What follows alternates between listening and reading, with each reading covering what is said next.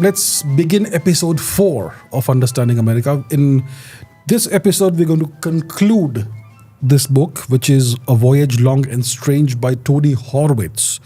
It's not a very large book, but it's going to take us 4 episodes to cover the whole book, which tells you how much content, how much information is there in this book. It's a very dense book, lots of information about the early days of European exploration in the Americas, mainly Northern America. So in today's episode, we're going to talk about Jamestown and we're going to talk about Plymouth. So in the previous episode, we covered 2 expeditions. One was the expedition by the French Huguenots, René de Laudonnière and his people, who tried to create a colony, La Caroline, and how they were thwarted by the Spanish. Menendez, Saint Augustine was the colony the Spanish created, which is the oldest European settlement in the continental United States. And then we spoke about the lost colony of Roanoke. And it's a mystery that still endures today. So Roanoke was the first serious English attempt to settle down, to set up a permanent colony in the United States. It obviously failed, and what happened to the colonists of Roanoke is still a mystery. Most likely they assimilated into the local population, maybe in the Chesapeake Bay region. So we're talking about now, today we're going to talk about Jamestown first of all. So that saga of Jamestown begins in 1606. So the great Elizabethan era is over in England.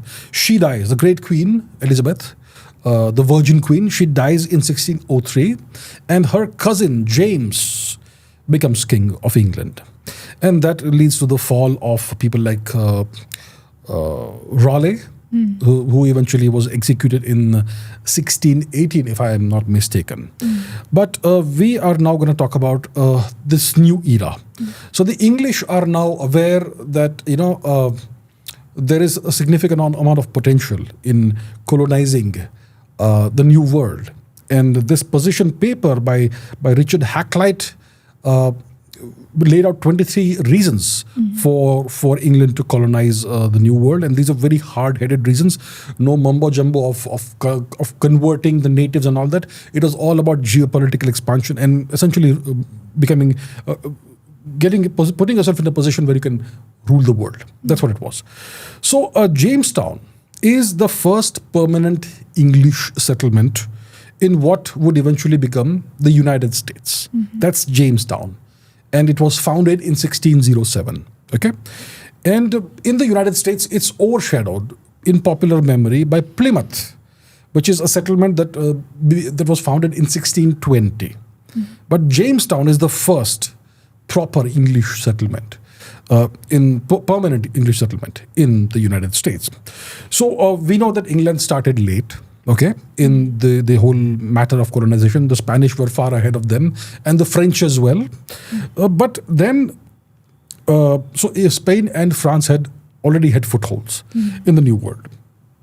And English attempts had failed. Roanoke had failed. And by 1606, there was no permanent English settlement anywhere in the Americas. So they tried and they'd failed.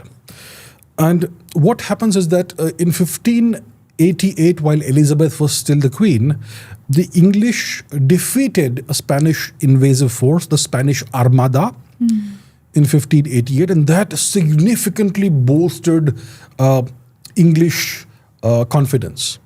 They now believed that they could defeat. Spain was at the time the superpower. The super rich country that had become bloated and rich because of all the gold that was coming in from the Americas. Yeah. So they defeated the Spanish Armada, and they now became super confident. Just like in Spain, just like the Reconquista in Spain, right? You were about to mention. Yeah. And that made Spain super confident. Now the defeat of the Spanish Armada made England super confident that we can defeat the world. And then in 1604, a year after James becomes king, they signed a peace treaty of kinds with Spain. So the hostilities and piracy would kind of subside to a little extent. And this now emboldened the English, that now that we have this peace treaty, we can go forward with our plans to expand into the Americas. Now, just going back just a little, 1600, there was the formation of the East India Company. Right, yeah. We we briefly discussed this in the previous episode.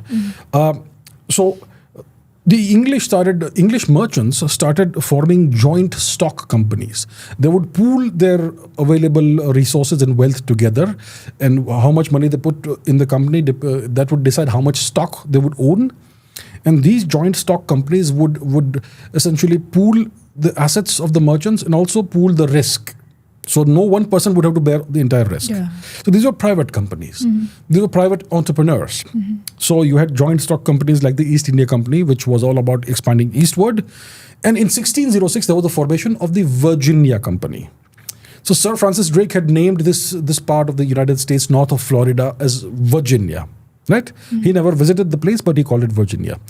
And Roanoke was kind of a part of that region. It was an attempt to settle down in Virginia. So 1606, you have a joint stock company that is founded. It is formed. It's called the Virginia Company. It had two branches. One was in London and one was in Plymouth in England. The London branch, its objective was to colonize the Chesapeake Bay region, the Bay of the Chespians. That is north of where Roanoke Island is located, about 60 or so, whatever miles north.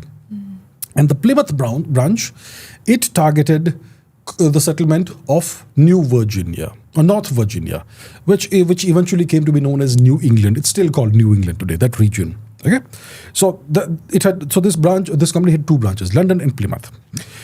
Now, the central figure in Jamestown is a gentleman called John Smith, a very typical English name, John Smith. Okay. This man is the central figure in the colonization and the survival of this colony called Jamestown. And he was, you could say, a typical American. Okay. Full of bravado, full of self-promotion. Okay, if you see his portrait, he's a short guy, very hairy guy, bushy beard and hair and all that. He has been described as a con man. He's been described as an escape artist. He was an accomplished killer. He was a survivor. Okay, and the credit goes to him for imposing discipline in Jamestown and in forging a working relationship with the natives, a relationship that could actually work. Okay, to the benefit of the English, obviously. Definitely, yeah. Right? And this guy, John Smith, he laid out the principle that surviving in America demanded you to be a self-made person, an industrious person, an enterprising person. You need to be someone who scorns rank and that sort of thing, established ranks and all that. You need to be able to do whatever you do on the basis of your own merit. Your individualism. True grit. All those characteristics that are part of the American mythos or American ethos today, that all of that was embodied in John Smith. Okay? And the American dream, that anything is possible if you have the right qualities. That's John Smith. Okay? So he was a braggart, he was a con man, he was an escape artist. You can say whatever you want about him, but he was the embodiment of the American dream. John Smith. So let's talk in brief about John Smith. He was born somewhere in the 1580s, maybe around 1580, in Lincolnshire, England. We don't know the exact date of his birth. Okay, his father was a merchant. Now, by the time he was 16, John Smith escaped from his apprenticeship as a merchant, and he went off in search of adventure, because he was not built to be a merchant. So he fled his apprenticeship at 16 to pursue military action abroad. By the time you're 16, you can get into fights and stuff, Right. So he went to Turkey. He went to Europe. He fought against the Ottoman Turks. Okay, he reputedly killed and beheaded several Turks in duels. A duel is a one-to-one fight, one man against one man, that sort of thing. Eventually, he was captured and enslaved, and he was sold into slavery, and he was taken to Constantinople. Oh. Okay, it was still called Constantinople at the time. And he says that he charmed a noblewoman, a Turkish noblewoman, who freed him from slavery, and he was sent to Tartary, which is the region of the Tatars in southern Russia, etc. And he was forced to do labor, field labor and stuff like that. And eventually he got sick of it. He killed his master by bashing his brains out with a club. And he stole his master's clothes and horse, and he escaped. And he fled across Eastern Europe. And then so he traveled across Eastern Europe. He went to Muscovy. He went to the Balkans. So he had already seen action in Turkey. So he had spent time in Asia. He had spent time in Europe. And once he was satisfied with Asia and Europe, he somehow finds himself on a pirate ship on the Barbary coast, which is the North Africa coast. So he spends some time in the business of piracy, in slave trading, and all that. And eventually, in 1606 or thereabouts, he reaches England after spending time in Asia, Europe, as well as Africa. Okay? And he then finds himself somehow on a ship that's going to Virginia. Oh. Okay? As part of the this company that we spoke about. Which company was this? The Virginia Company. Virginia. Okay? So in 1606, December, he's on his way to Virginia as part of England's renewed quest to colonize America. So this expedition departs England with 3 ships which belong to the Virginia Company. And the destination, their intended destination, is Chesapeake Bay, which is a great harbor and all that. So it's a good destination to try and create a colony. So the ship departs in December 1607. Sometime, this is 1606, and sometime in 1607, so we have 3 ships, and in these 3 ships there are 105 colonists, 105 men in total. It's men, okay, and they leave from London on the Thames River, and then they make their way into the Atlantic, and their destination is Chesapeake Bay. So on the way, they are delayed by storms. The Atlantic is a stormy place, North Atlantic. There are storms, and there are tensions among the people, among the crew and the captain and all that.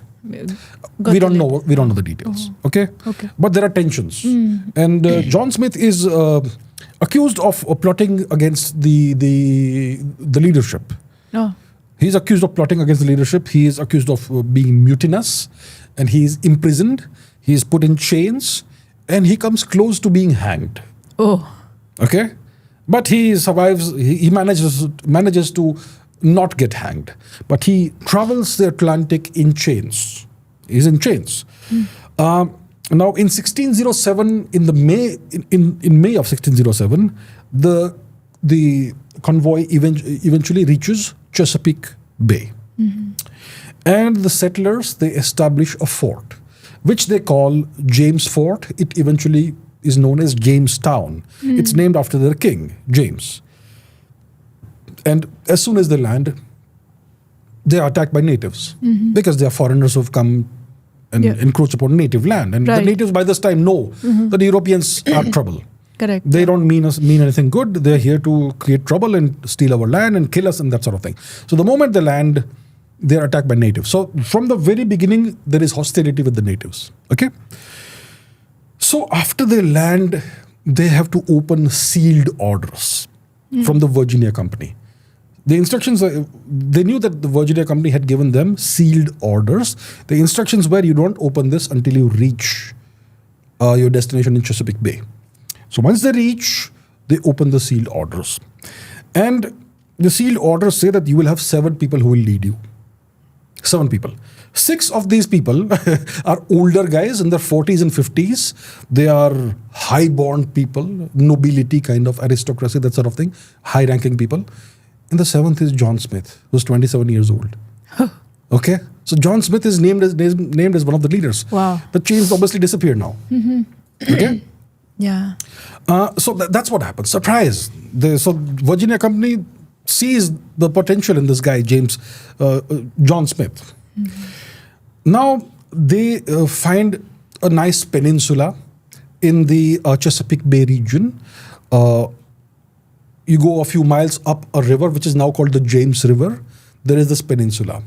And the peninsula is such that you have deep waters of the river right next to the shore. So you can attach, you can moor ships to trees, to thick, to strong trees. So it's a good place to moor ships. Okay, so they decide to, and it's a peninsula that seems like it can be easily defended and so on. So they decide to build their fort over there, Jamestown. Okay, and it's a nice place. Nice flowers grow there, and nice, pleasant smelling trees and strawberries and stuff. So they like the place. They build their fort there. But there's hostility with the natives and there is tensions. But initially it all goes well. But then what happens is that the settlers, the colonizers, the English, they start falling sick. The thing is, they decided to settle down on a swampy peninsula. It's a swampy place. Still water. Right. Swamps and marshes. And there were no springs or streams or rivers there. The only source of water was the big river, the James River. But on the peninsula, there were no freshwater springs or anything. So the English were forced to drink from the river. Okay.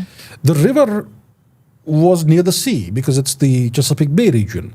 So the water wasn't entirely fresh. It was brackish. Brackish water is something in between seawater and fresh water. Okay. Its salt content is higher than your regular fresh water of rivers. So it's brackish water. So that's first of all not good. And then at low tide, this river was full of slime and it was just bad. Okay, the water was not clean at all. But that's the only source of water they had, and they were drinking that. So naturally, Obviously, yeah. you have typhoid, you have dysentery, you have salt poisoning, and whatever else tropical disease you can imagine, it's all going to happen to you. So, and the English were accustomed to cold weather, and over here you had the warm weather in the summer and all, so heat stroke became common and so on. So most of the colonists, most of the English, they died in the first few months. Okay. Okay. So all of that or 100? Most of them died in the first few months. Okay. And eventually the English, they said that if you want to survive in Jamestown, you need to get seasoned. So eventually after a few years, this was the process. Okay. So if you're an Englishman, you come to the place, then you undergo a process of seasoning, which means that you're guaranteed to fall sick. You're going to fall sick. It's going to be bad. You're going to be ill, you're going to be bedridden, it's going to be painful. If you survive your initial few months of sickness, then you are seasoned. You're going to be fine. But if you don't survive, you die. So you either get seasoned or you die. So that was the process. Two options. So it was a bad time, Jamestown, okay? So during the first few decades of Jamestown as a colony, more than 20,000 English settlers settled down in this place. And about 3/4 of them died. Oh, God. 3/4. That's about 15,000 of them died out of the roughly 20,000 who settled there in the first few decades. My God. This death rate was comparable to that which was found in Europe during the peak years of the Black Death, the bubonic plague. Okay. That's how bad it was. Wow. Jamestown, the death rate at Jamestown. So there was this problem. They had chosen a bad location. It looked like a good place to defend yourself militarily from a strategic military perspective, but there was no fresh water there, brackish water. They were drinking from the foul river. Yeah. So it was a bad place. And even the Indians who lived in this region, they did not settle down on that peninsula because they knew it's not a good place. Yeah, okay? correct. And what actually turned out, it so turned out that the place where these people had settled down, Jamestown, it was right in the middle of the Powhatan Confederacy, which was an empire ruled by a king or emperor named Powhatan. So you remember Roanoke? In Roanoke, they had settled down, and there were these Indians who lived there, but they were they were small in number, and they were reasonably peaceful and welcoming. Okay? Now, so the Roanoke colony was not near a big empire, but the Jamestown colony was right in the middle of the most powerful empire in the region, and the capital of Powhatan was 12 miles from Jamestown. Wow. Well, that's a stone's throw away. And the Indians regarded this peninsula they had chosen as their territory, and they used to come there for hunting whenever they felt like, but they didn't settle there for good reason. So Indian attacks continued, okay? And then this place, Jamestown, because of all these problems, there is constant strife with the natives. There is this terrible disease that's always going on, epidemics of all kinds. So it becomes like an all-male divorce court. Everyone's fighting each other. There's internal strife. There are accusations of all kinds of food, all kinds of things. You're hoarding food. And hoarding food becomes a terrible accusation in such times when everyone's starving, because they don't have any means of planting crops. They don't know how to plant crops, do agriculture. They're dependent on hunting and whatever provisions they've got from England, and all of that is running out. Lots of people are dying. They have no medicines. So fights started happening, accusations of various kinds, very frequent leadership overthrows. The leadership became like a revolving door. One leader comes and then he's accused of something and is overthrown. Then another leader comes in. And there were hangings, there were shootings, there were burnings, there was torture. It's a mess. It's a serious mess. And at the root of everything was the hierarchical system that you have in England. Okay, so many of these colonists were gentlemen. They were gentlemen and they refused to do manual labor. They were high-born people. And the rest of these colonists were vagabonds, vagrants, former prisoners, former convicts. They were workers who had been essentially kidnapped and forced to go into the voyage, that sort of thing. So it's not the kind of crowd that's easy to control. And these gentlemen had no such leadership experience. And they expected that we will not do any manual labor. You guys will do all of that. It's not going to work. So it was a disaster. Okay? Right. And so these people reached in May 1607, right? Yeah. By September, about half of the colonists were dead. Oh. Okay? May, June, July, August, September. It was 4-5 months. So they came in December. So by September, half of them. They reached in May. May, yeah. They landed in May. By September, that's 4 or 5 months later, half of the colonists are dead. Okay?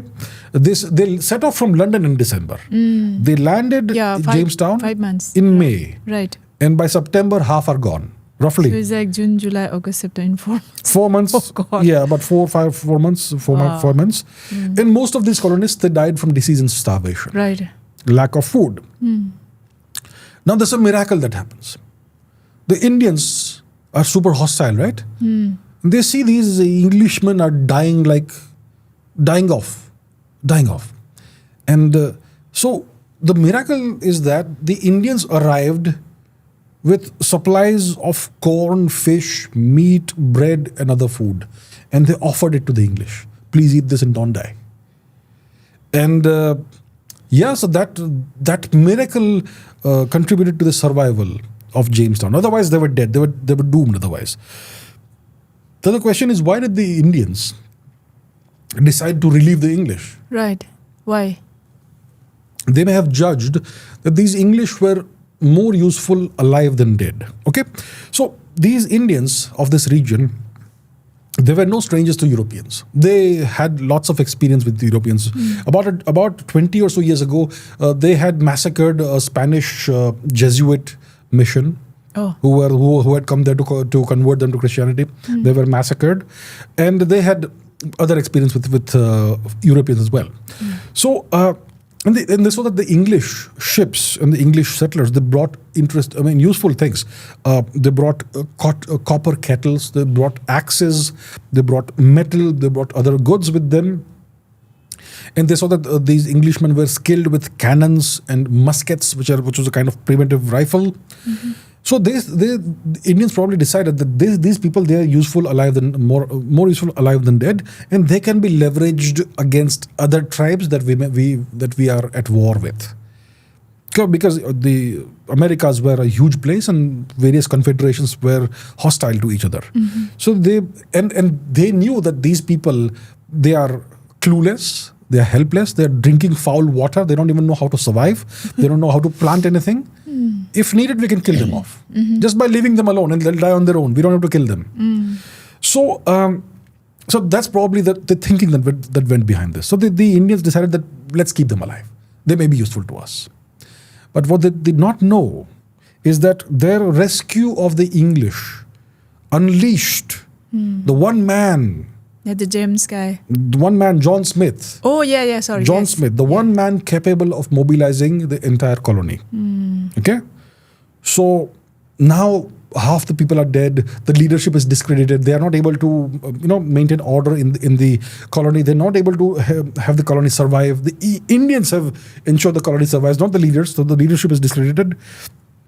So John Smith now rises to the occasion, and he starts leading small expeditions to trade with the native tribes. Okay, so like I said, the English had goods that the Indians found valuable. So John Smith said that I'm going to now trade with these people, and that hopefully ensures the survival of our colony. So there's a reshuffle of leadership, and John Smith is put in charge of supplying the colony by trading with the Indians. So the Indians, they were part of the Powhatan Confederacy. Yes. Their king was Powhatan, essentially the emperor. His country was called Tsinakomko. Tsinakomko. That was the local name for the place. But in history books, they call it the Powhatan Confederacy in his realm, his territory. So it was a large and powerful empire. More than 15,000 people were part of this. The territory was all the way from Virginia and probably North Carolina all the way to Maryland, where you have Washington, D.C. It's a big place. Lots of tribes paid tribute to Powhatan. They are his vassals. So he's a very powerful guy. And he decides probably that let's keep these people alive. Okay? And in this region, most of the natives, most of the Indians, they lived in small settlements along mainly 4 big rivers. These rivers, which they all flow into the Chesapeake Bay and eventually drain out into the Atlantic Ocean. Okay? These rivers are the James River, which you mentioned. Another river that's called the York River today. There's a river called the Rappahannock River. And there's a 4th river called the Potomac River, which is the river on which Washington, D.C. is built. Okay, these 4 rivers. So these rivers were the super highways of 17th century Virginia. And John Smith, he went on trade expeditions on all of these rivers. So this is between 1607 to 1608, 1609, about a period of about 2 years, that John Smith travels all over the place for the purpose of trading with the Indians and supplying his colony. So what John Smith did is that he usually took a boat. This boat would have a sail or something. It would have a crew of about 10, 12 people, maybe a dozen people. There would be people with oars as well. And there would be goods on the boat and place where you can store stuff. Whatever you barter with the Indians, you have to store the grain and whatever you get from them. So it was well equipped for all of this. It also had artillery. It had a cannon, it had muskets, which were primitive rifles of the time, gunpowder, ammunition, all of that. Yeah. So John Smith, what he would do is he would go on the river, he would find an Indian settlement, and then he would go ashore and show what goods he had. And typically he found that the Indians would, in exchange for an axe, let's say, okay, which is a nice instrument, in exchange for an axe, the Indians would offer a few handfuls of corn or wheat. So John Smith, his policy was that he doesn't want to look desperate. He is desperate, but he doesn't want to look desperate. So he'll say, I don't need this garbage. I'm not interested. It's too little. And he would go back to the boat and wait for a day. The next day, what he would do is he would suddenly let loose a barrage of artillery fire on the village or near the village. Muskets and that cannon and all that. And he would use special effects. So if it's winter and there's a tree full of icicles, he would fire on the tree. So not only you have the loud shot of the musket or cannon, you have all the icicles shattering like glass. It creates a magnified effect. It's frightening. And if there are mountains or hills nearby, he would use that for echoes and all that. So he was very shrewd, very adept at this. And once you do that, the natives were willing to give whatever he wanted at a very good exchange rate. So now one axe will give you a lot of corn or whatever, or meat or whatever. So that essentially is called gunboat diplomacy. The Americans, the Westerners, they did that in China in the middle of the 19th century, during what we know as the Opium Wars period. The beginning of what the Chinese call the century of humiliation. Gunboat diplomacy. They also did this in Japan while terrorizing Japan in the years before that. Vasco da Gama even did that in Calicut, gunboat diplomacy. Right. So you want to achieve something, you show how much firepower you have, and then you arm twist the locals into giving you what you want. So John Smith, he was disobeying the orders of the Virginia Company. The Virginia Company had said that you have to take great pains to ensure you don't offend the natives. But he said that you people are highly educated fools living 3,000 miles across the Atlantic. You have no idea what's happening here. I'm going to trust my own eyes and ears and mind, and whatever I need to do, I'll do it. Okay, my people will starve otherwise in Jamestown. So his objective was to ensure that the natives respect the English. And you have to go to them from a position of strength. Otherwise, they will think that you are helpless and they may destroy you. Okay? So it was, he did not commit any atrocities against the natives, but he did bully them. He did arm twist them with his gunboat diplomacy. And by doing that, he achieved a kind of balance. Yes. Right? So he was an astute diplomat, a gunboat diplomat. So he was able, and he also became a skilled linguist. He compiled a whole dictionary, a lexicon of the Algonquian language. And he learned how to negotiate effectively, how to bully them effectively. Sometimes he used inducement, sometimes he used bullying tactics and all that. And he did this for 2 years. And he covered a lot of territory along the way. And he was able to ensure that Jamestown survives. Okay. Then eventually he was ambushed by Indians. And the Indians were too numerous. And he was captured. Okay, and the person who captured him was Powhatan, the king's brother. Okay. His name was Opichancanoo. And John Smith presents Opichancanoo with a compass. And he explains how the compass works. Look at this. No matter which way I turn the compass, the needle points in a certain direction. That's called magnetic north. And then he talks about the sky and the sun and the planets and how they move and all that. And Opichancanoo is fascinated and he is very impressed with John Smith. And so Opichancanoo, despite having John Smith as a prisoner, he treats him well. And he takes them on a grand tour of lots of Indian towns and villages. And eventually he is taken to Opichancanoo's brother, Chief Powhatan. So Chief Powhatan was about 60 years old at the time. He was very serious, very grand. And he had very powerful, very strong, huge bodyguards and army and all that. And so this happens in 1607 somewhere. Okay. And the account of John Smith's capture is published by John Smith in 1608. And it says that he was treated well by the Indians. He was given hospitality. And even Powhatan treated him well. And that's the account that was published in England in 1608. But in 1624, a more detailed version is published. In this more detailed version, in 1624, which is 17 years after after this thing happened, he says that he was treated well, etc., by Opichancanoo. But then when he was taken to Powhatan, Powhatan ordered him to be executed. Oh. So he was taken. He was seized by the king's soldiers. His head was placed on a block of rock, and then an executioner was about to beat his brains out with a rod or a stick or something. But then the king's daughter, her name was Matoaka, but she is known as Pocahontas. So the chief's daughter comes and grabs this guy's head in her arms and says that please don't execute him.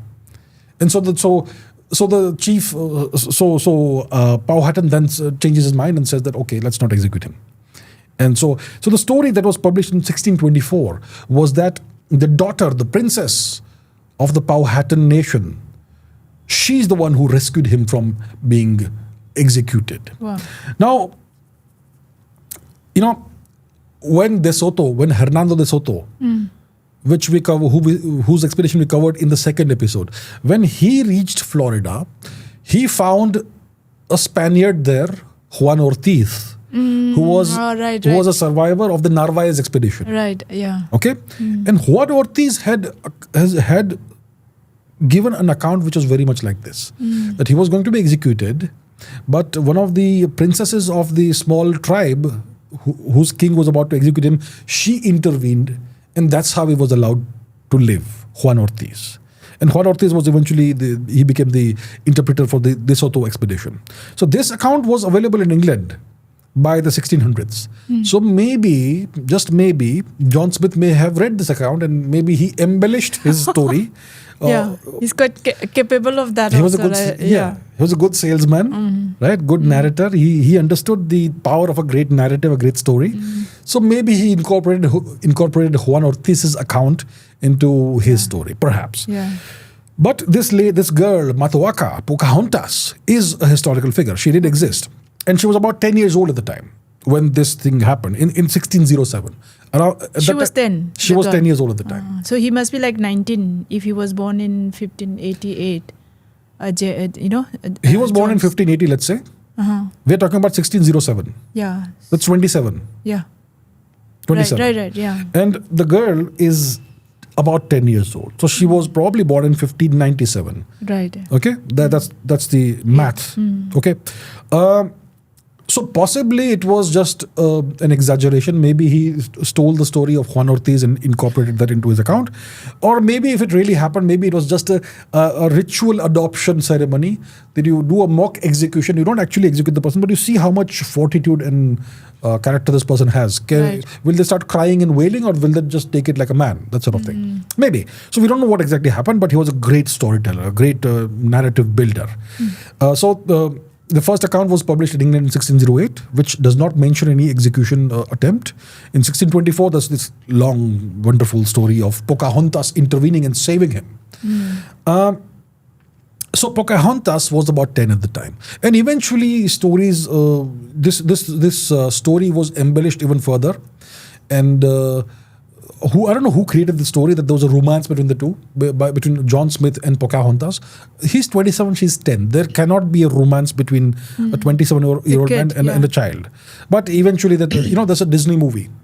There's a Disney movie called Pocahontas or whatever, in which Pocahontas is like an Asian brown-skinned Barbie girl. And John Smith is like a blonde Ken. Okay, and they are apparently there's a romance between the two. And then there's a later movie, 2000s movie, called The New World. Colin Farrell is the hero in that. He's John Smith. He was in Alexander the Great, one of the movies about Alexander the Great, in which he portrays Alexander. He was also in a movie called The Phone Booth. Okay, that guy. That guy, called Colin Farrell. So he is John Smith, and there's this young Asian-looking girl in that movie. So once again, they depict a romance between the two. But the truth is that the girl was just 10 when this happened, and the guy was 27. So there cannot be a romance between the two. And she's the daughter of the emperor, Powhatan. So, all that is nonsense. It's completely fabricated. It's very strongly embellished. It's not physically possible. And eventually Pocahontas married another Englishman, another John. Not John Smith, but John Rolfe, which we'll discuss later.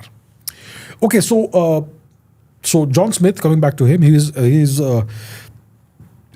taken prisoner, but he's treated well, and he's able to keep supplying his colony.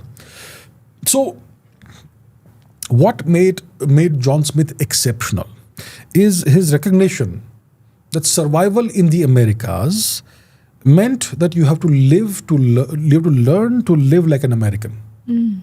First thing. Okay, and he was also the first English colonist who saw that it was stupid to chase gold. It was folly, it was madness to chase this illusion that there'll be gold somewhere, this mirage of gold, what the Spanish were doing. Mineral riches, gold and all that. And also this dream of this great fabled Pacific passage through a mythical land called Norumbega. So he said that all this is a waste of time. It's madness. Let's stop pursuing all these fantasies. He said that America's true promise lay in its soil, in its timber, in its game, which is wildlife, wild animals, in its fish and other resources. That is the true gold of the United States, or of the Americas. Not your little nuggets of gold that you're chasing. All of this natural wealth is the true treasure that this land has to offer. That's what we need to look at. We need to reframe our way of thinking. We need to look at what the real treasure is. And he understood that tapping this wealth, leveraging and extracting this wealth would take patience, and it would take humble labor. Okay? And he wrote to his bosses in London that I entreat you, send me carpenters, send me husbandmen who can take care of animals, send me farmers, send me gardeners, send me fishermen, send me blacksmiths, masons, and diggers of trees, roots, and all these things. Just send me a few of these people. I don't need anybody else. I'll make this place succeed. So he understood what it really took to succeed in the Americas. And he even had his men who were under him, he had them go and live in the villages of the Indians and understand how the Indians lived, how they farmed, how they lived off the land. Okay? And he imposed strict discipline on Jamestown. Strict discipline. He said that if you will not work hard, you will not eat. Very simple. Everybody needs to work. I don't care what your rank is. I don't care who your daddy is. You're going to work if you're going to be here. You don't work, you don't eat. So he imposed strict discipline. He was not a Democrat, but he was a great leader. And he understood what it takes to succeed in this place. So lots of people didn't like him, naturally. The sons of big daddies, they won't like him. So then there were plots against him, power struggles and all that. And in the autumn of 1609, Smith was somewhere on a boat, and he was injured in allegedly a gunpowder explosion. Okay, he was injured and he was severely wounded in that. He did not die, which would have saddened a lot of people, I suppose. But he had to return to England. because of that. Because of the injury. He was no longer capable of functioning as a colonist or a leader. And he was seriously wounded. So he had to go back to England to get proper treatment. Because they probably would not have had a surgeon or a good doctor or whatever. I don't know what the reason was, but he had to go back. So 1609, power struggles happen and he is eventually accidented and he has to go back to England. 1609. Autumn. So Smith is gone and a gentleman called George Percy becomes the leader. And the moment Smith is gone, Jamestown descends back into anarchy. Those people, yes. Percy isn't a great leader. He mismanages the whole thing. He attacks Indian villages because there is a shortage of foodstuffs and all that. And John Smith is no longer there to trade and get our supplies from various parts of the inland regions. So now let's go and raid the Indians and steal their corn and supplies. So that starts. And the Indians, they obviously will retaliate by besieging Jamestown. So it's a bad situation. And then there's the winter. And in the winter, things become cold and there's no crops and all. So the winter of 1609-1610 came to be known as the starving time of Jamestown. Okay? There was nothing to eat. So the colonists were forced to resort to eating shoes. They were leather. Okay. How would you eat? I don't know. They had to eat shoes. They had to eat their clothes. They had to eat horses. They had to eat dogs. Oh my God. They had to eat rats. They had to eat excrement, poop. Okay. And eventually they resorted to the standard practice of cannibalism. Oh my God. So that was a disaster. And the worst point. So they can't go and fish there from the sea? Fishing or something? John Smith was requesting his bosses to send fishermen, right? Oh. Which means they did not have anyone capable of fishing. Okay, all right. Okay? Disaster. So the worst point of this entire starving time was when a colonist killed his pregnant wife and chopped her into pieces and salted her body. Oh my So God. that it will taste good. He, I suppose, was hanged, but that was... that's the worst point of this entire sordid saga. So, when Smith left in 1609 autumn, about 500 settlers were there in Jamestown. 500. When he left, he was injured and he had to leave for England in the autumn of 1609. And that's when the starving time starts, after he leaves. So at that time when he left, there were about 500 men there in Jamestown. By the time spring comes around, February, March, about 60 are alive. Oh my God. 440 are dead in the winter. Imagine the disaster. the scale of the disaster. So it's springtime now, about 60 are left. They are all starving, they are emaciated, they are skeletal, they've lost whatever flesh they had. So whoever is still alive, they decide that we have to sail back to England. This is 1610, spring of 1610. So they prepare to abandon Jamestown. And they actually abandoned Jamestown and set sail on a ship.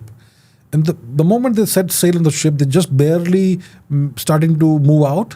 They see that there's a supply fleet that's coming in.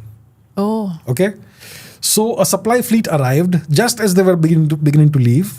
The supply fleet arrived at the mouth of the James River in the Chesapeake Bay region, and it came with about 150 new settlers and a year's worth of supplies, food supplies. Oh, okay. So the colonists turned around and go back to Jamestown. Yeah. Okay, so these new settlers come in and things are okay now. Okay, and the settlers, these new people who came in, they find that these settlers are walking, talking skeletons, and they are in terrible shape. Right. So yeah, that was a near disaster, but Jamestown endured because this resupply fleet came there. The new governor was a gentleman called Lord Delaware, W-A-R-R, Delaware. And he introduced extremely strict measures in Jamestown. He imposed martial law. And there were extreme punishments for the smallest of offenses. You would be hanged for desertion, you would be hanged for robbery or shot, or for thievery. And all kinds of petty things like not going to mass, you would be whipped or flogged or something. Extremely harsh punishments were imposed by this governor, Lord Delaware. And he was very cruel to his people, his settlers, but towards the Indians, he was even more cruel. Oh. So he starts by massacring an entire Indian village, okay? And he captured that village's queen and her children, and they take them aboard an English boat. And so the soldiers, they complain that why have you killed all the Indians, but you are sparing these people, the queen and her children?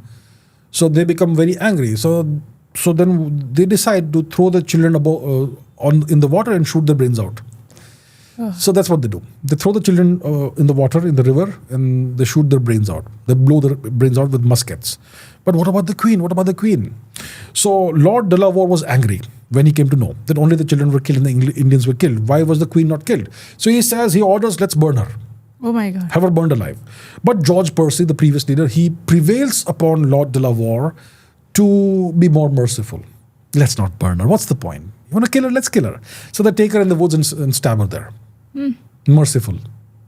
So that's the kind of person this guy was, Lord Delaware, an absolute brute, a guy along the lines of Hernando de Soto. Yeah, like a De Soto, yeah. De Soto. That's what I was thinking. Yeah. So obviously this will set the tone for the relations with the overall Indian population. No friendship, no quarter given. So several years of savage warfare ensue as a result of these atrocities done by the English. So 1610 is when these new people come in, the new administration takes over. In 1613, an English colonist named Samuel Argall, he kidnaps this girl, Pocahontas. Okay, he kidnaps her. Daughter. The daughter of the emperor, Powhatan. Yeah, emperor. Okay. Why? Just to... So, why does he kidnap her? He wants to force Powhatan to return some of the English prisoners that he has, and he wants supplies from the king, because they are again going to be starving Running soon out. enough. Okay, so he wants supplies, corn and meat and whatnot, and he wants some English prisoners back from Powhatan. Now the deal is this. So Pocahontas, coming back to her real name was Matoaka. Pocahontas means little lively one or something. It's a nickname. So the English kidnap her and they bargain with the king. Give us our prisoners back and send us supplies. Now the deal is this. Powhatan, the king, he had around 80 children. Oh, okay. And the English, they always portray Pocahontas as being his favorite child, but that's an English claim. The guy has 80 kids. He probably did not even know all his kids. That's how many kids he had. So he sends a few English prisoners back, and he sends some corn. but he doesn't fulfill the full demands of the English. So they keep on negotiating and bargaining and threatening, but he is not really forthcoming. He doesn't really care. Okay. Eventually, even the daughter is taken to meet him, to meet his ministers or whatever, and she's angry with them that if my father has any love for me, then give the English what they want, and that sort of thing. So it's not really working. Okay, so this girl, she stays with the English, and she converts to Christianity, and she takes on the name Rebecca. Okay. Rebecca. And once she becomes a Christian and she takes a Christian name, they appoint a tutor for her. Okay. And the tutor is a guy called John Rolfe. He tutors her, he teaches her English, he explains to her how Christianity works and all that, that sort of thing. And he's an important guy in the overall history of America. So between 1612, so the girl is kidnapped in 1613. 1613. Okay. Now between 1612 and 1613, this guy John Rolfe, he experimented with tobacco. So we know that the English were fond of tobacco. Right. Francis Drake is the guy who popularized tobacco in England. And the last thing he did before he was chopped off was smoke and last pipe. Guillotine, right? Doom. Yeah. So tobacco is popular in England. But the strain or breed of tobacco that's prevalent on the American mainland isn't that great. So John Rolfe imports tobacco from the Caribbean region, from the West Indies region.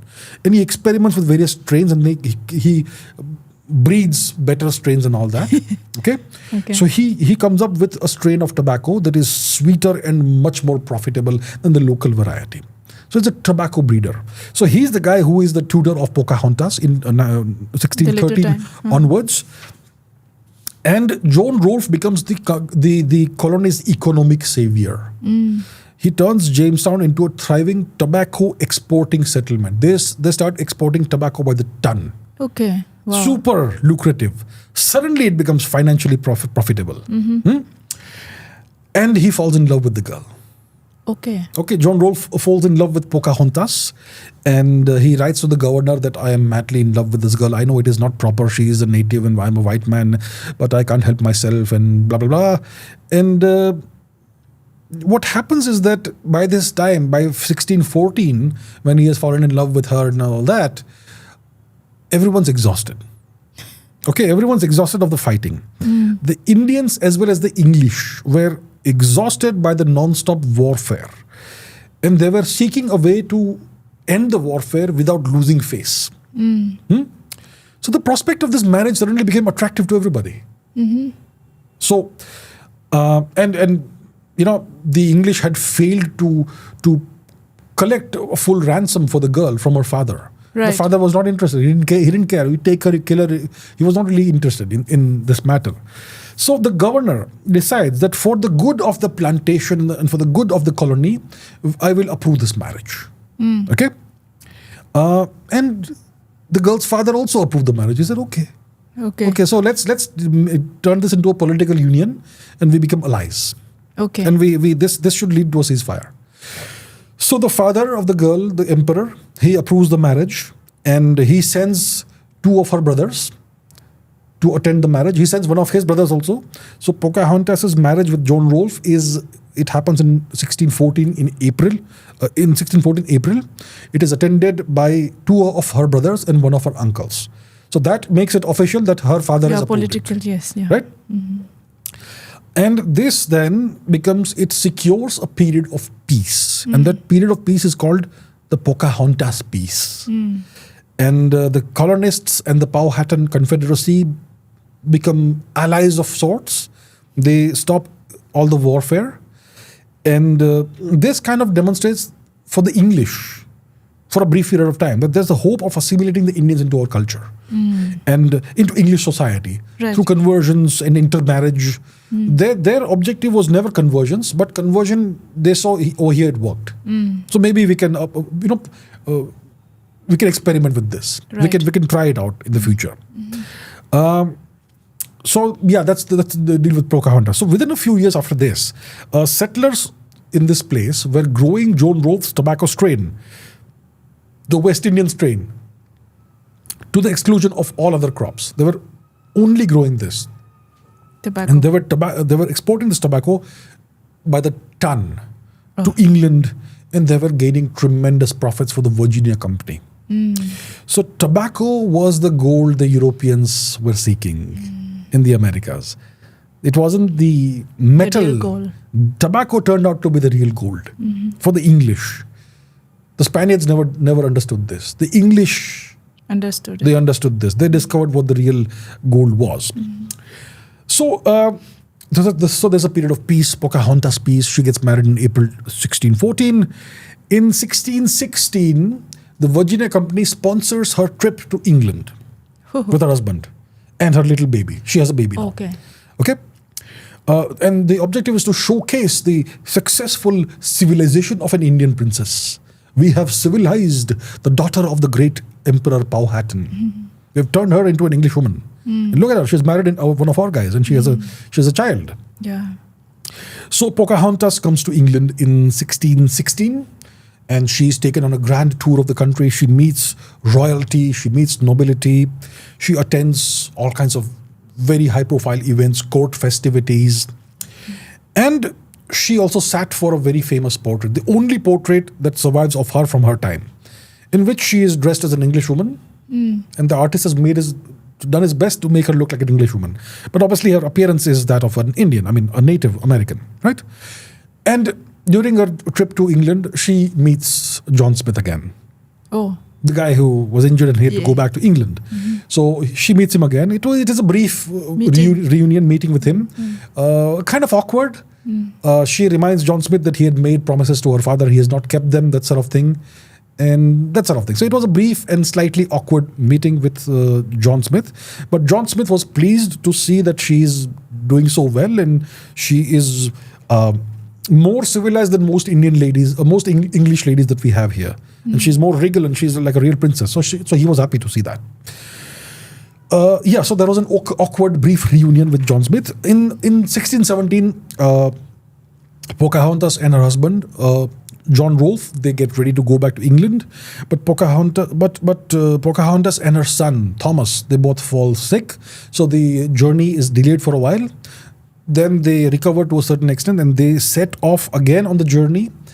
But Pocahontas again falls sick, and she dies in March 1617 at the age of about 20 or 21. She dies an early death. Maybe the English weather, maybe the English bacteria or whatever did not agree with her, and she died. She dies in a place called Gravesend on the Thames River, and she's buried somewhere there. I don't think they know the exact location of the tomb, but she's buried somewhere over there. And the church eventually burned down at a later time. Her son survived, Thomas Rolfe, and the father and son returned to Virginia. Thomas Rolfe grew up, became a successful colonist and planter. He was accepted as an Englishman by his fellow Englishmen, and he met his Indian relatives only once or twice. He was the grandson of the Emperor Powhatan, right? But he met his Indian relatives only once or twice. He became a fully British, anglicized person, Englishman, half English. So Thomas Rolfe married an English woman. He had a daughter, Jane Rolfe, who married a guy called Robert Bolling, and they had a son called John Bolling. And Robert Bolling's descendants are called Red Bollings because they have Indian blood, Red Indians. Okay, and Robert Bolling also had another wife later. She also has descendants, but she was not Indian. So her descendants are called White Bollings because they were white, not red. Reds are Indians. So today, Pocahontas is about 10,000 descendants who are alive today. Okay. So her lineage survived.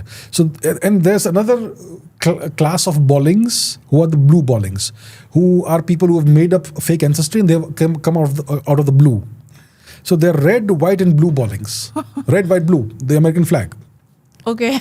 Oh, Okay? yeah. Yeah. Oh, okay. So Pocahontas is about 10,000 descendants today. There's an actor called Edward Norton, who is her descendant.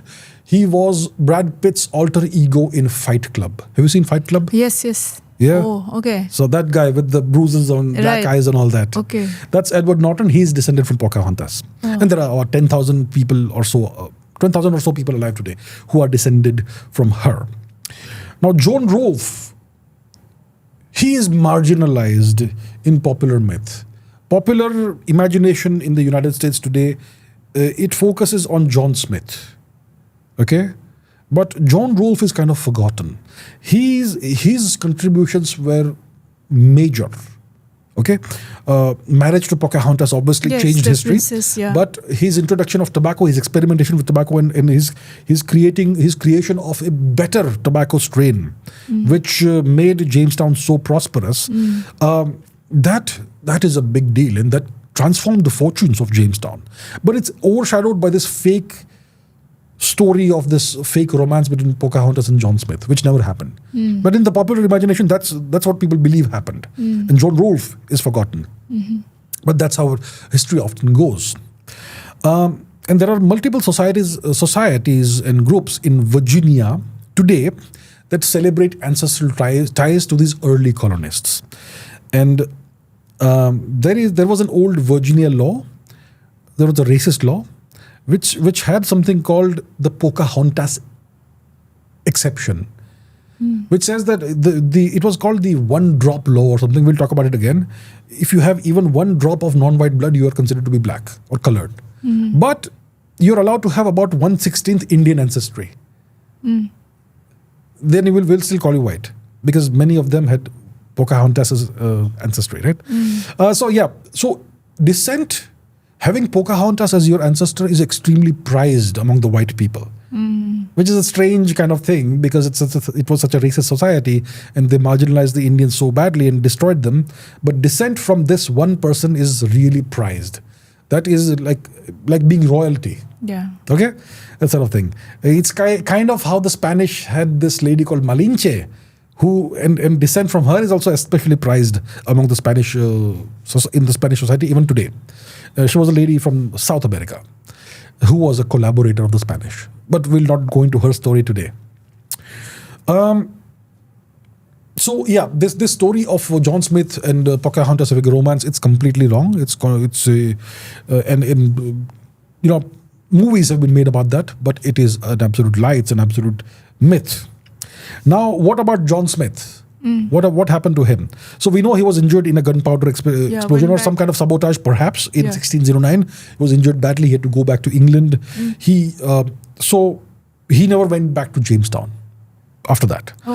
In 1614, 5 years later, he's back on a ship on the coast of North America. And his ship, he's charting the continent's northeastern coast. And this region, he calls it New England. It is still called New England. Whatever names he put somewhere, those names stuck. John Smith. So he's decided we'll call this place New England. It is still called New England. And so he said that we should colonize over here. We should start colonies in this region also. But he never got to lead an expedition there. So he was there in 1614. And then after coming back to England, he wrote books about colonization, that he championed self-made leadership and discipline and merit and understand and living of the land and being a true American and all that sort of thing. In 1624, he published a book called The General History of Virginia, which included the expanded Pocahontas myth that she rescued him from being executed. That's 1624. And he died in 1631 in poverty. Oh. He died poor. He died a bachelor. He never married. But he has left an outsized imprint on American history. Without him, there was no America. He was no English America. The initial foundation was actually done by him. That's right. That's right. So that's the story of John Smith. Now, there were additional European and other groups in Virginia around this time. Europeans from beyond England, for example. So in 1608, 1609, just after the Jamestown colony was founded, a group of Poles and Germans arrived in Virginia. And they were skilled laborers, and their specialty was glassmaking and various industrial trades. So they were the first, they were Europeans beyond England who settled in Virginia around this time. So this kind of foreshadows the later multi-ethnic racial makeup tapestry that America eventually would have and has today. So you had Poles and Germans who came in the early 17th century. In 1619, the first Africans were brought in. And about 25 Africans were sold at a place called Point Comfort near Jamestown. So this marks the beginning of African slavery, African labor in Virginia. And overall, it's the beginning of African enslavement in the United States. This sale of 20 plus Africans at Point Comfort in Virginia. So the seeds of African enslavement in America were planted as the tobacco industry boomed. Okay? But slavery was not fully codified until the mid-1600s. So they first came in 1619, but it was not fully codified, slavery in the United States, until the mid-1600s. And by 1705, slavery is deeply entrenched in Virginia's law and society. Okay? And it was the basis of the economy of Virginia by 1705, slavery. So the seeds were planted in 1619 when the first Africans were sold as slaves. That's where the tragedy begins. Okay. Now there are some Virginia tribes that still survive until today. These tribes are the Pamunkey tribe, the Mattapony tribe, and the Chickahominy tribe. So after Powhatan, the emperor, died, the leadership of his empire passed to his brother, Opechancanough, the guy who had first captured John Smith. Right. And John Smith showed him the compass and made him his, that thing. Yeah. So Opechancanough was a sworn enemy of the Europeans. He did not like them. He did not want them on American soil. So he led repeated uprisings against the English. In 1622, a major uprising was led by Opechancanough, which killed hundreds of colonists, English colonists. And it obviously gave rise to very harsh reprisals by the English. So you have full warfare. So the English retaliated. They seized more land for tobacco and they started making further for more and more inroads into Indian territory. By the mid-1600s, what was called the Powhatan Confederacy was fragmented because of English inroads and advances into this territory. In 1677, the Pamunkey tribe, which was the main tribe of the Powhatan Federation, so this tribe, they made a treaty with the English, which secured the tribe's right to whatever remaining land was with them, their ancestral land, in exchange for annual tribute. So they became vassals of the English. Oh. They were forced to give tribute annually to the English. The Pamunkeys still give tribute to the governor of Virginia today. Oh, really? It's a symbolic tribute. Okay. They go to the assembly or whatever the place is, and they give some furs and whatever it is, then they place it on the steps of the building. Even today, the But Pamunkey this tribe. was 1675. 1677. 1677, yeah. Yeah. So, but the thing is that because they put down their arms and they made one of the first treaties, they survived. When we spoke about the Coronado expedition and his assault on Cibola, the people who he fought were the Zuni people. And the Zunis still survive today. They also decided that we will not fight the whites. Yeah. We will not fight the whites. And because they decided not to fight the whites, they still exist today. And they kind of practice Christianity, but it's not real Christianity, and they actually have their own culture. The Zuni people in New Mexico, of Zuni Pueblo area and all that.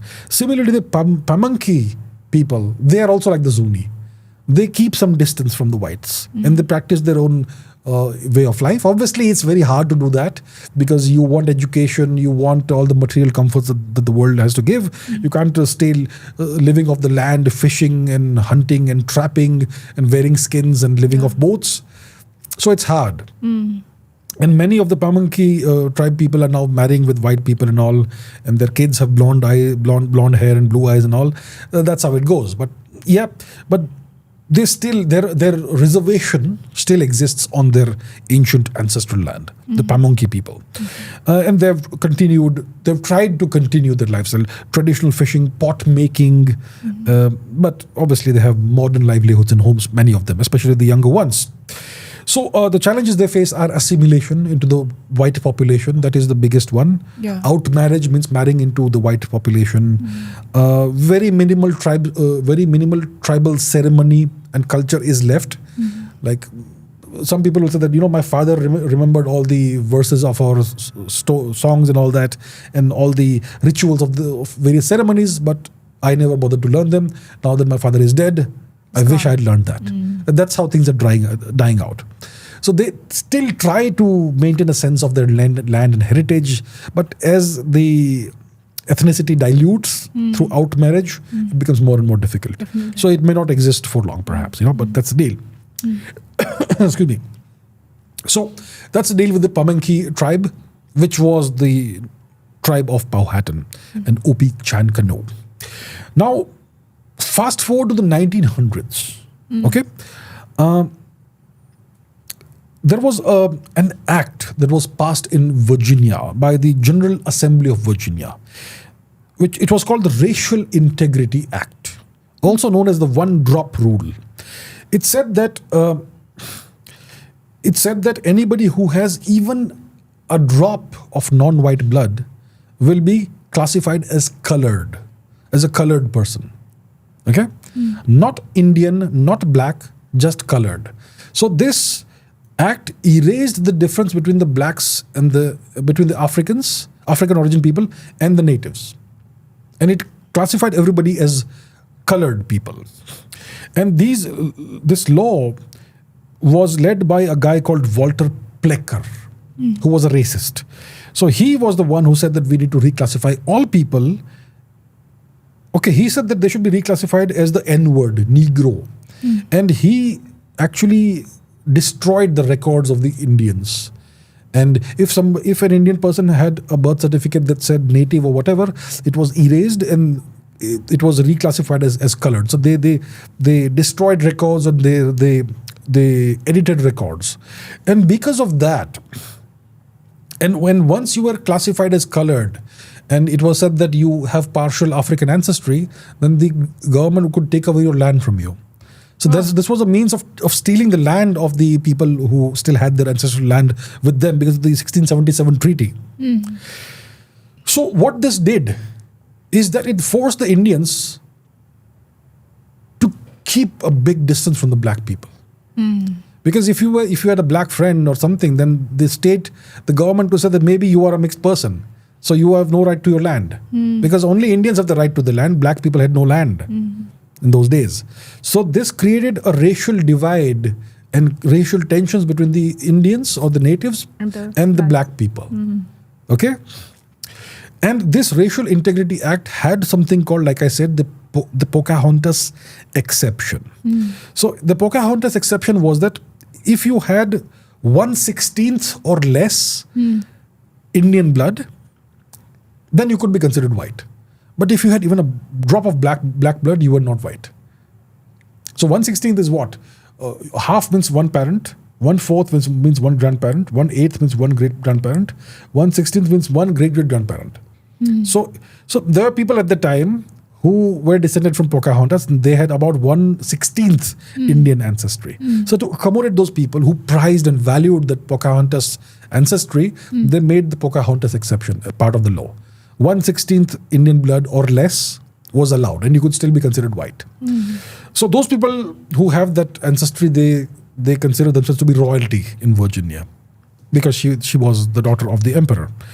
So modern people can claim Pocahontas as great grandmother or ancestor, and they could still be considered white.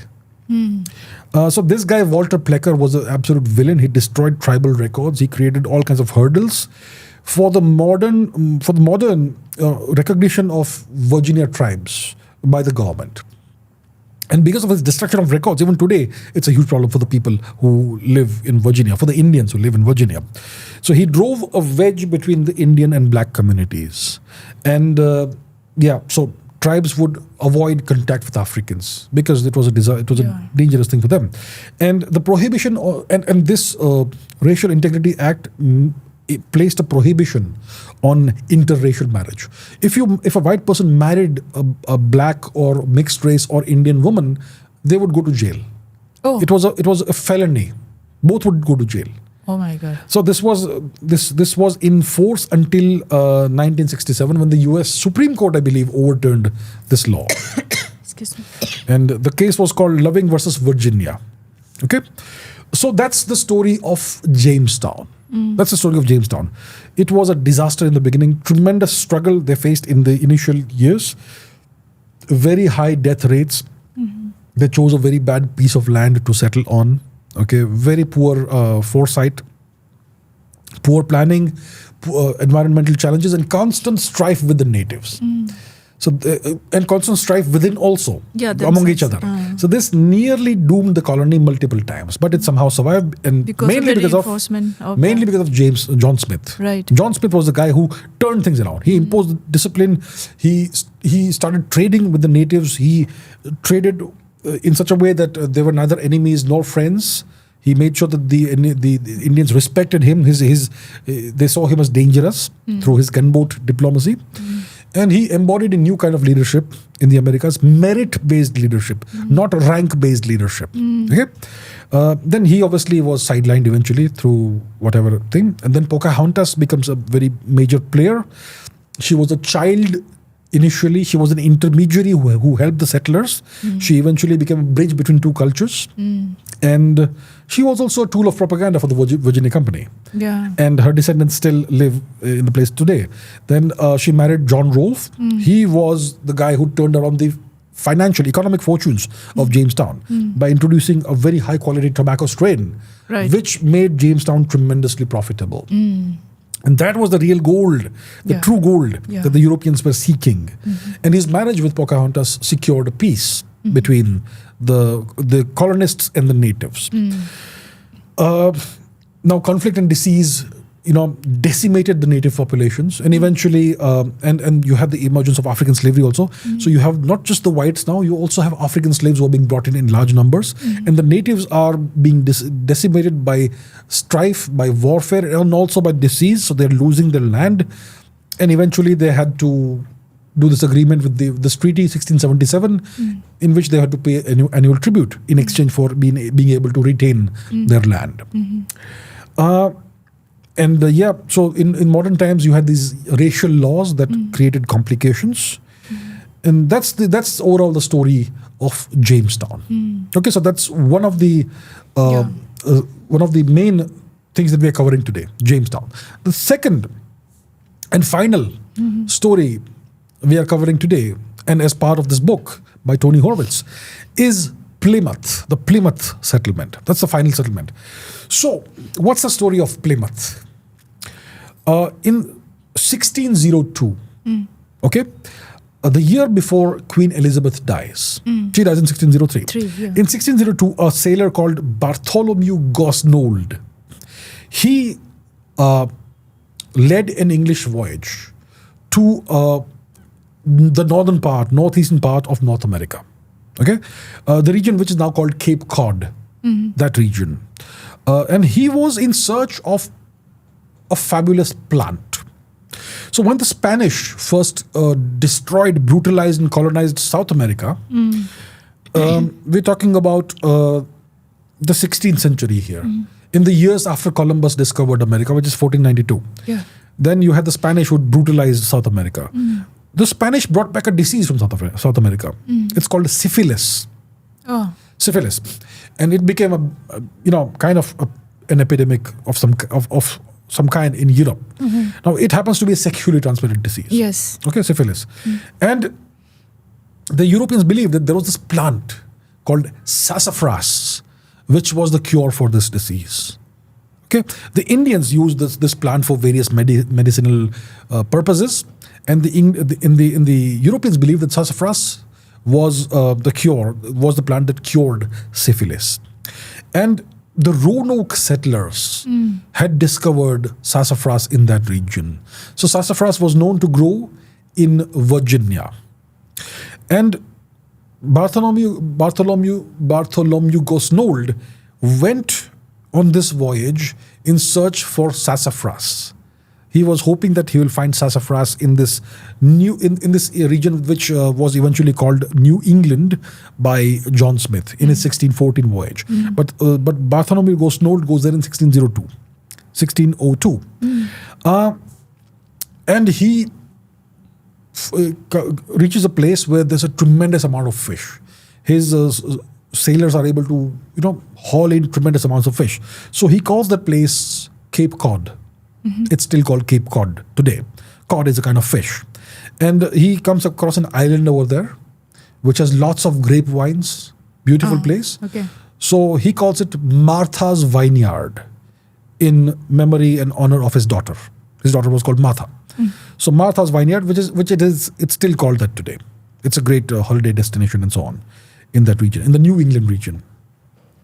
So he was there in search of sassafras, and he named these places: Cape Cod, Martha's Vineyard. He named an island Elizabeth after his queen, and so on. Now, he came across. So the moment he reaches one of the islands, in a few hours, a ship comes towards them, and he thinks it's a ship, so it must be Europeans, but they're all natives with painted faces. And they, without any fear, they cross over and they come on board the English ship, and they converse. They know lots of Christian words, and they converse with the Englishmen, and they explain to the English people that you are not the first Europeans we met. They had been trading with Basque sailors for decades. The Basque people live in I think northern Spain. The Basque language is an isolate language, a language isolate. They're not quite Spanish, but it's part of Spain. So Basque sailors had been had been fishing in this region for decades before Bartholomew Gosnold reached the place. So there was European contact. Now, in the early 1600s, various English expeditions started coming to this place in search of fishing and whatnot, and they also started kidnapping native people from this region to take them back to Europe, maybe to sell them as slaves or to display them to their investors or whatever, to their kings and queens and whatnot. Okay, that sort of thing. So this sort of kidnapping became a practice in the early 1600s. In 1614, the English, they captured a guy called Tisquantum. He was a native of what's now called Massachusetts in the northeast of the United States. He was a native of that region. So he was captured by an English captain, and he was sold into slavery in Spain, and he somehow made his way to England, Tisquantum, okay? And so he made his way to England. That's 1614. That same year, 1614, John Smith named that region New England. And there was an Indian settlement over there called Patuxet. And John Smith called it Plymouth. Okay. Plymouth. John Smith's names stuck. Whatever names he placed on, he assigned to places, those names stuck there. So New England is still called New England, and this place, Plymouth, is the topic of this discussion now. So he called that place Patuxet, as he named it Plymouth in 1614. So Tisquantum, this guy who was kidnapped in 1614, he was sold into slavery in Spain. He somehow made his way to England. And in 1619, after a 5-year absence, Tisquantum returned to New England on a ship sailing from England. So by now he has learned the English language, he understands English customs and so on. So Tisquantum returns in 1619. And his home village is Patuxet. Oh. So he returns to his home village, Patuxet, and there's no one alive. They've all died. They've been ravaged by a European-introduced pandemic. Oh. Everyone's dead. He's the last native alive of Patuxet. Oh my God. Okay. That's 1619. It's a disaster for this guy, Tisquantum. Yeah. The next year, 1620, a ship called the Mayflower arrives at Cape Cod. And then it moves across the bay. And it settles at Patuxet. And on the map, that place is called Plymouth. So they call it Plymouth, and they settle there. And they can see there was a settlement here, but no one's alive now. So they take over the place, they call it Plymouth. The people who came aboard the Mayflower, they are called the pilgrims. They were Calvinists, Protestants. Remember the Huguenots? Yes. Yeah? The French wanted to get rid of the Huguenots because they were Protestants and they were troublemakers and so on. Yeah. The pilgrims also were Calvinists. They were also Protestants. They also wanted reformation of the church, and they also wanted freedom to practice their religion, and that's why they crossed the seas. It was a tough voyage. They came aboard a ship called the Mayflower, and after they landed, they drew up a contract called the Mayflower Compact, which is the first legal document apparently, or that is the foundation essentially of the United States. So this ship arrives in 1620, and they settle down in this place called Plymouth. And in 1621, after a very harsh winter, so there's a very harsh winter in 1620 because you're in the northeast United States, very cold there, very cold. So the winter of 1620, 1621, from November to let's say March, is very harsh, and it kills half the English. Half of them are dead. So in March, they meet a guy called Samoset.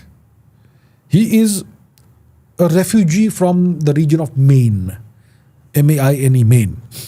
So he's a native that the English meet in March 1621, and 5 days later, Samoset comes back with Tisquantum, the guy who was in England in Europe for 5 years. 5 years, yeah. So Tisquantum knows English. He knows the Christian culture and all that. Yeah.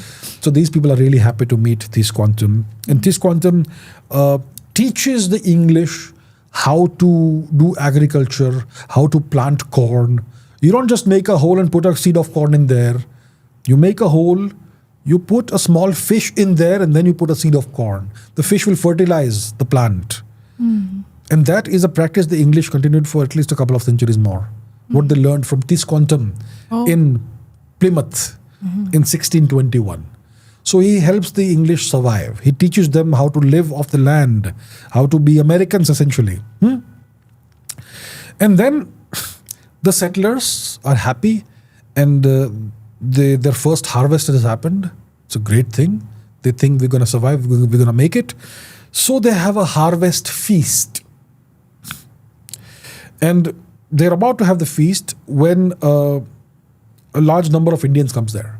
Oh. And these Indians are led by a guy called Massasoit. Massasoit, whose real name was Usamekin, he was the leader of the Wampanoag Confederacy. And this Wampanoag Confederacy was earlier a very powerful nation, but they had been decimated by a pandemic. The same pandemic that wiped out the site of Patuxet and it became Plymouth. So the Wampanoag Confederacy was very badly weakened, and they were vulnerable to attacks from the Narragansett tribe. So Massasoit thought that it would be best to form an alliance with the English, so that I have more protection against this tribe that is hostile to me. So the settlers at Plymouth, they are about to have this harvest feast when Massasoit and his men come there. And then there are suddenly 3 times more mouths to feed. So Massasoit sends his men to do hunting. They come back with deer meat and whatnot. And then there is a great feast for 3 days. That feast is now called Thanksgiving. Oh. Ho, ho, ho. The first Thanksgiving happened in 1621. Okay. So yeah, that was the first Thanksgiving. And about a year and a half later, Tisquantum, who the English called Squanto, he died of some disease. So that is 1621. About a decade later, in 1631, more Puritan or Calvinist colonists came to the region in an expedition, in a fleet of ships, and they settled in a region about 40 miles north of Plymouth, where there was a much better harbor. That eventually became Boston. Okay. Boston. It was settled in 1631. Go back 110, go further ahead 110 years to 1741. There was a man in Plymouth whose name was Thomas Faunce, Faunce. He was 95 years old. in 1741. And he said that he identified a rock in the sea. Okay? He said that this is the rock on which the Plymouth settlers first stepped from their ship. And that came to be known as the Plymouth Rock. It is still a great tourist attraction today. Now understand this. When you are in a ship and you want to land, you want to avoid rocks. Definitely. You don't want to land on a rock. No, not at all. So it's obviously a complete fabrication, but it's a huge legend today. Yeah. Then that rock is a big tourist attraction in the city of Plymouth, which still exists today. And various, the landing is still commemorated today, and reenactments happen and so on. So the first Thanksgiving happened in 1621. In 1863, President Abraham Lincoln proclaimed a national Thanksgiving holiday the last Thursday of November. Okay? In the middle of the Civil War. So he proclaimed that the last Thursday in November will be National Thanksgiving in memory of the first Thanksgiving that the pilgrims did in 1621 with the natives. Of course, later, so initially the pilgrims had good relations with the natives helped them and all, but eventually you know how things go. And it always goes in that direction. Eventually they had to start raiding the Indians for food. And then relations soured. And eventually they even displayed the head of an Indian on a pole at Plymouth Fort and so on. But Plymouth survived, and this was the beginning of the United States, and then Boston was founded, and that's how it went.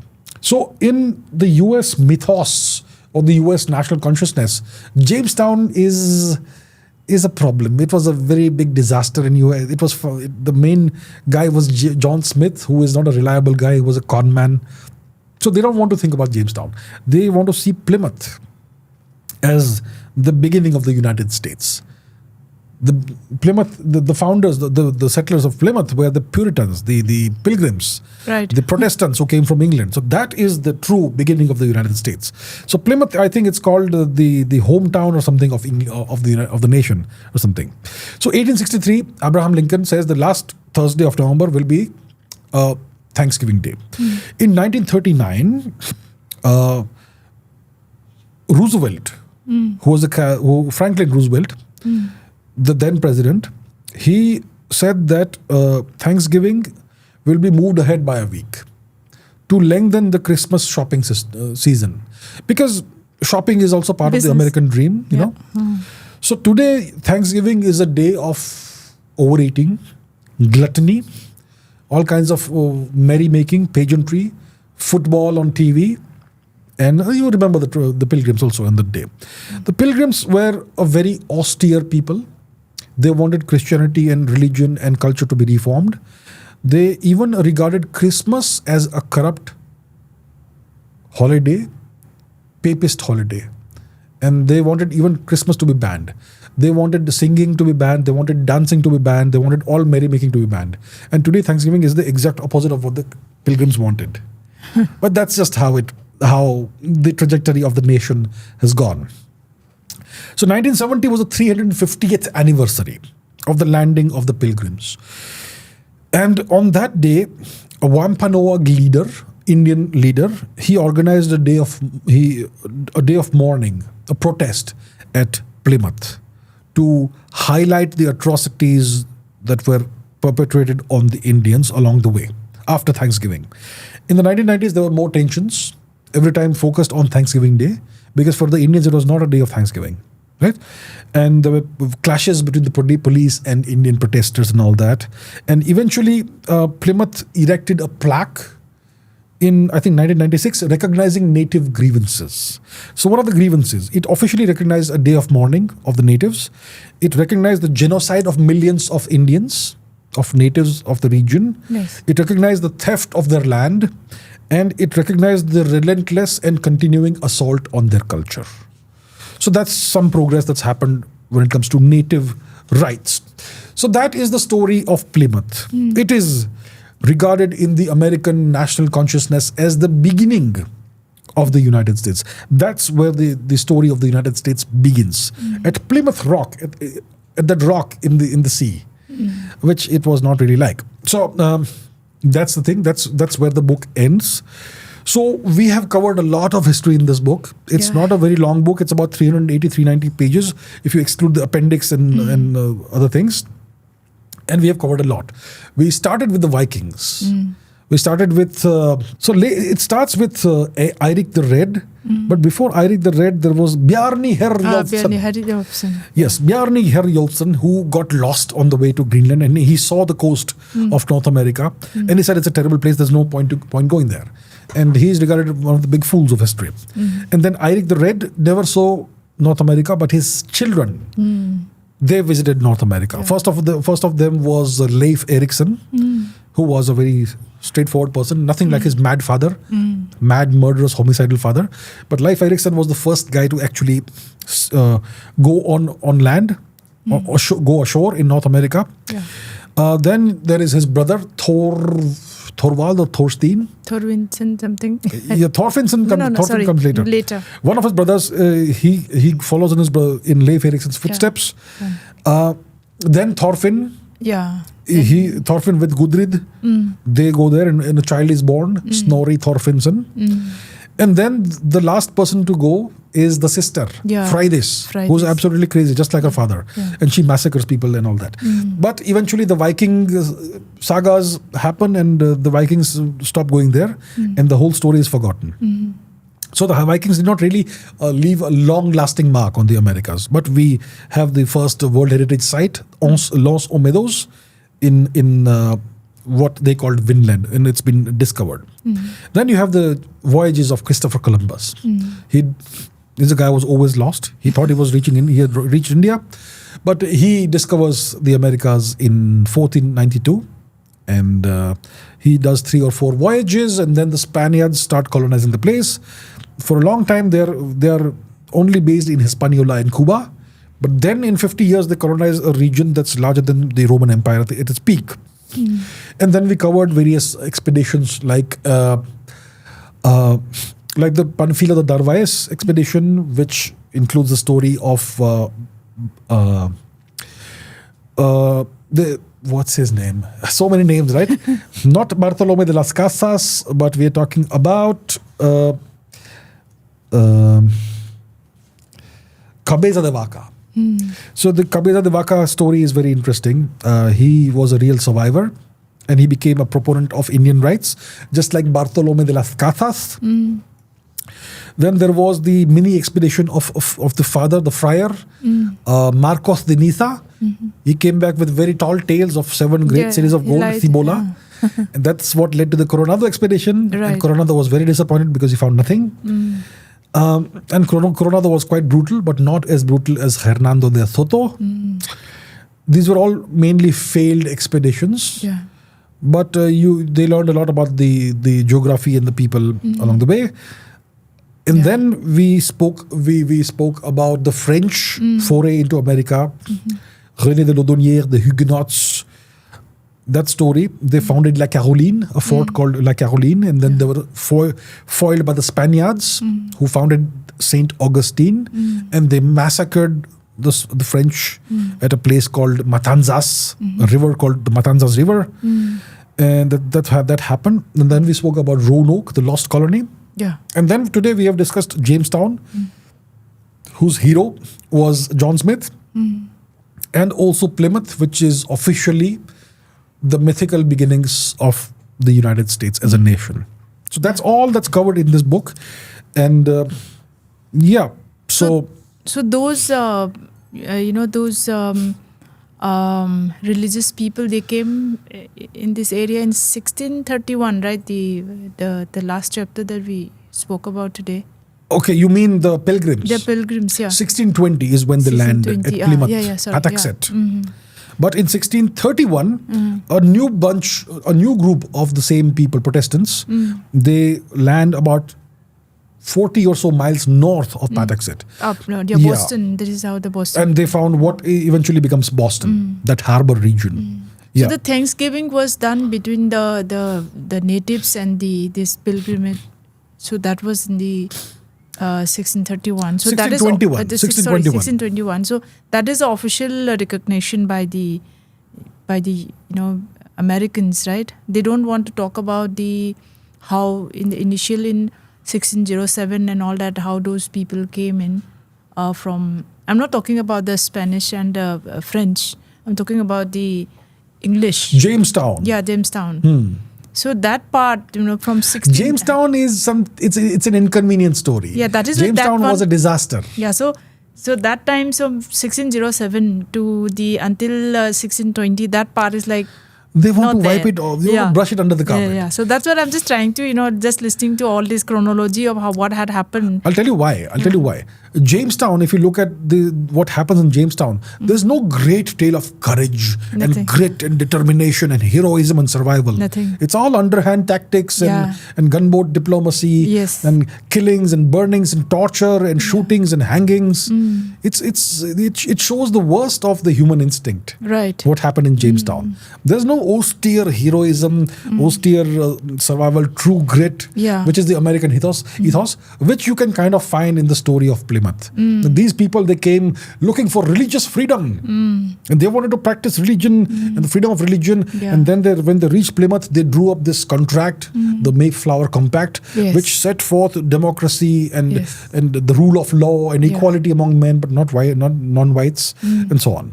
So these are the foundational principles, essentially, on which the United States is founded, essentially, or they claim to be founded. That's the American ethos. You don't find that in the story of Jamestown, but you can kind of mythologize that out of the story of Plymouth. So Jamestown is an inconvenient story. They prefer to brush it under the carpet. But Jamestown is, in my opinion, the true beginning of because America. see, one of the things also there, when the princess, before she got married, when they Pocahontas, they were actually, how many people? Around 20,000 people came in 1607. Then almost, how many? After 1607, in the next few decades, about 20,000 came and two-thirds died. Three-fourths died. Yeah. So, I mean, they had some 500 people or something. Then after that, some 440 people died. Only 60 people were like, merely, they're able to survive. They were about to go back and all that stuff. Then there also the natives, they helped to give the food and all that. And that is how they're able to survive. Then that time frame from 1610 to until 1614, that was a very important part. Even the natives also helped them out. The natives thought that we will keep them alive for our own benefit. Whatever their, but then without their help, it was not possible. They would have been wiped out. They could have been completely, But that unleashed John Smith. Yeah. And he is the guy then who ensured the survival of Jamestown. Right. So what happened to the son of the princess? Thomas. So Thomas Rolfe came back and then he became a colonist. He married an English lady. Right. They had a daughter, and that daughter has 10,000 descendants roughly today. Okay. So they're all in the America, right? Yes, mostly. One of them is Edward Norton, the actor. Okay. Oh yes. Fight Club. Right. So that's the story of Pocahontas. She has many descendants, and those who know that they are descended from her, they kind of see themselves as royalty of sorts. One more question is that when the from African slaves were brought to Americas, that was in 1619. So who were the people selling this? The slaves to the. That's something we discussed in the previous chapter, in the previous episode. Yeah. There were these privateers, the pirates. Right, okay. Those people, yes. John Hawkins, double jobs, Francis Drake. Correct, yeah. Richard Grenville. Yeah. So many of these people. Correct. So these people had a dual role. They were servants of the English crown. Yeah. They were soldiers. They were sailors. They were part of the British Navy, and they also pursued privateering, which was a polite word for piracy. So the English were a nation of pirates. Eventually, they started hanging pirates when they started ruling the seas, and people still wanted to keep on doing piracy. But then it became inconvenient for the English crown. Then piracy became a problem. Yeah. But initially, the English crown invented piracy essentially as a big practice. Right? It was essentially guerrilla warfare at sea. Right. So that's the deal, and that's how much of English colonization, especially initial colonization, was funded privately through the proceeds, partially, of piracy. So, very interesting book to start off with. I would like to express my thanks and gratitude to the late Tony Horwitz, who died in 2019. He has written a great book. Yeah. It's a book that's about, 230, 380 pages or so, if you 390 pages approximately, if you exclude the appendix and all that. But it has taken me 4 episodes of this podcast to cover the book. And that's, about what, 6, 7, 8 hours to cover this book. And I've had to rush through it essentially. I know. So a lot has been covered in this. We kind of are able to understand the beginnings of America right now. There's a lot of myth making into what America is. There's a tremendous amount of Spanish history there. There's a tremendous amount of French history as well. And the native history is kind of forgotten. It's kind of marginalized, brushed under the carpet. And we also haven't covered, this book doesn't cover a lot of native history actually. The natives underwent a genocide, absolute genocide. They were destroyed. That we will cover in a later book most likely. But it's a good book to start off with. I have had to do my own research beyond what's written in the book. Some of what we have covered is not from the book itself. But that's how it goes. That's how you understand things properly. So the next book I will cover in the next episode is this book called 1491. It's by Charles C. Mann. 1491 New Revelations of the Americas Before Columbus. I'm not sure how long it will take me to cover this book. Hopefully in one episode, maybe in 2. And the next book after that will be 1493 by the same author. Yeah. And then we'll go chronologically forward in time. So I think that's a good place to end today's episode. Yes. And looking forward to the next one. Sure. All right. Yeah.